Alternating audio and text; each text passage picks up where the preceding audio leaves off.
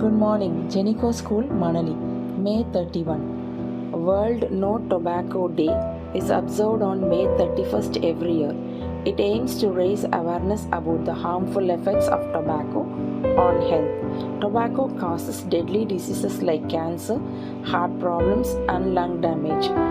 This day encourages people to quit tobacco and live a healthier life.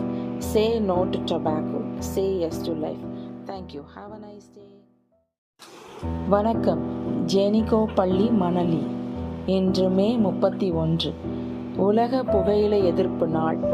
ஒவ்வொரு ஆண்டும் மே 31ஆம் தேதி அனுசரிக்கப்படுகிறது. புகையிலை மனித உடலுக்கு ஏற்படுத்தும் தீமைகளை பற்றி விழிப்புணர்வு ஏற்படுத்துவதற்காக இந்த நாள் கொண்டாடப்படுகிறது.